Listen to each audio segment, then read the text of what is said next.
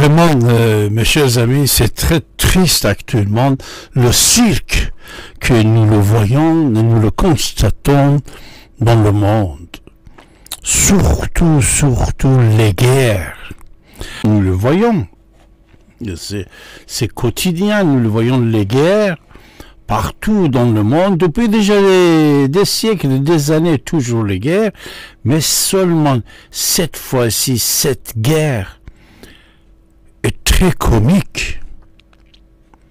Très comique. Le cirque de cette guerre, actuellement, c'est très comique.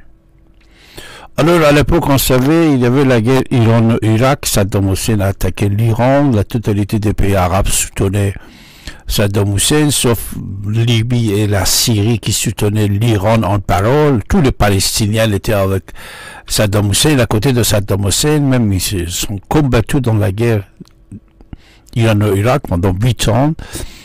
Après le conflit Daesh et Taliban, tout ça en Afghanistan, on savait ce qui se passait. Mais maintenant, suite au 7 octobre de l'année dernière, que Hamas a attaqué l'Israël, notre guerre a commencé, mais cette guerre est exceptionnelle. Pourquoi exceptionnelle?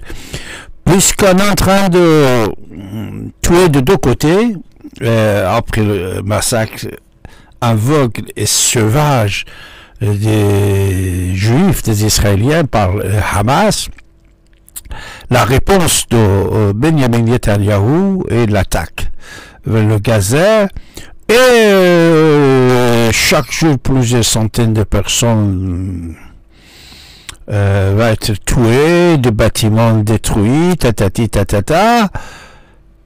Mais une chose qu'on ne comprend pas vraiment, c'est que Hamas, la direction, le patron, déjà on dit c'est le Liban, après on dit c'est l'Iran, les ayatollahs. En Iran, on ne fera pas les ayatollahs, pas l'Iran, hein, parce qu'on est contre l'attaque militaire d'Iran. Mais comme on a attaqué Gaddafi, Nicolas Ceausescu, Saddam Hussein, on peut attaquer le patron des ayatollahs au pouvoir en Iran, on peut les éliminer. Pourquoi on ne fait pas ça?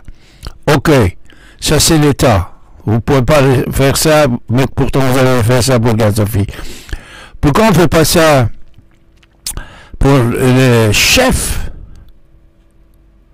de Hamas? Vous êtes en train de chercher, on est en train de chercher s'il est dans le tunnel, et qu'on ne sait pas s'il est mort ou il est vivant, mais le patron, Haniyeh, Khalid Mash'al et les autres qui étaient patrons de Hamas au moment que Syria était en prison en Israël. Ces gens-là, ils sont dans le château à Qatar. Dans le château à Qatar.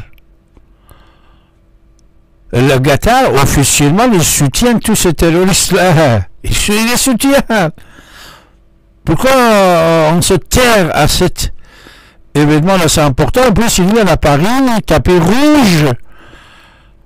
On le traite comme un roi, un prince. Mais l'officiellement, celui qui a hébergé, qui a financé Hamas, c'est le Qatar. Avec Qatar, tout le monde travaille, tout le monde touche de l'argent, et tout le monde se terre. Et ici, c'est le peuple qui est en train d'être massacré.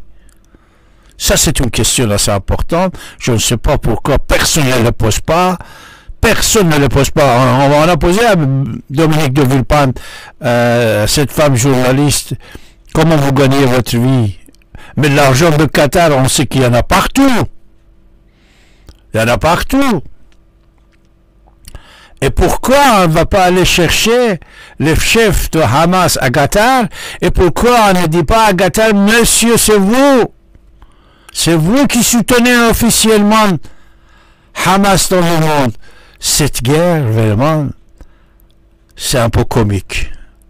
Même plus comique que les films de western ou Star Wars ou tout ce qu'on faisait avant. C'est vraiment triste. On ne sait pas qui il est en train de tuer qui est en train de financer quoi, et tout ça, mais tout le monde se terre. Et vous, le peuple, vous ne posez pas la question? Pourquoi vous ne posez pas la question? Oh là là, il faut rigoler. Est-ce que vous pouvez faire d'autres choses? Vous ne pouvez pas faire d'autre chose que rigoler, mes chers amis.